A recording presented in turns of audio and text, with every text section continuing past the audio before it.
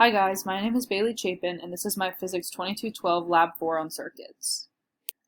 The purpose of this lab is to examine circuits with resistors in series and in parallel, and also to investigate the behavior of resistors and capacitors using real circuits. We will use multimeters to measure conventional current and potential differences and compare experimental and simulated values.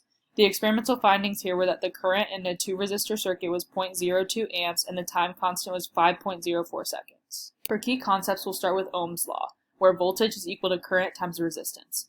Then Kirchhoff's node rule means that the current going in equals the current going out and has to do with the conservation of charge.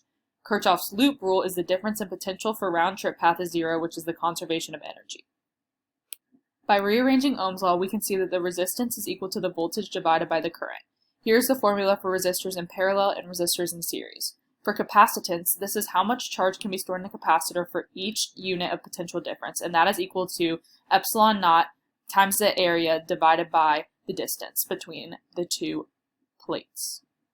Part 1, we modeled a simple series circuit with 2 batteries of 1.5 volts, 2 resistors, and 2 ammeters. To predict the current I1 and I2, you add up the 47 ohms and 100 ohms and apply this into the EMF minus IR equals 0. This gives us a current of 0.0204 ammeters, and the system in this experiment is the ammeter and the voltmeter, and the surroundings is the circuit. For part 2, here's the series circuit part 2. 2 1.5 voltage batteries were used along with a 50 ohm and 100 ohm resistor, and a circuit was built. The theoretical value from the previous slide was 0.0204 amps. The measured current by the circuit actually built in lab came out to 0.033 amps. And here's a picture of us measuring the current. For part 3, the same current was built, but the ammeter was placed backwards. The theoretical current of this one, based on the previous calculation, was negative 0.02 amps, and the experimental current was negative 0.01 amps. For part 4, we used a voltmeter instead, and we used the same 2 1.5 voltage batteries, 150 and 100 ohm resistor, and then the same circuit was built. The theoretical values were 3 volts in the simulation with a 0 amp current, and the experimental values were negative 3.1 volts and 0 amps. And we want to recognize here that this number should not be negative when we believe that we measured with the voltmeter backwards, which would give us a negative number. And here is a picture of our voltmeter reading from the experiment.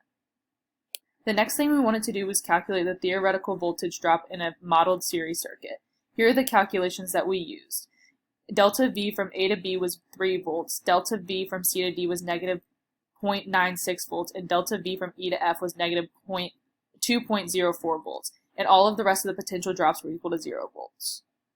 Now you may be asking, why does the reading change with the voltmeter but not the ammeter? And the answer to this is that the voltmeter has a very high resistance, meaning very little current flows through it. On the previous slide, we calculated the theoretical resistance, but using an online simulator, we calculated the experimental resistance as well. At the 47 ohm resistor, the experimental resistance was 48 ohms, and at the 100 ohm resistor, the experimental resistance was 102 ohms. At the ammeter in the wire, the resistance was found to be 0 ohms based on these calculations.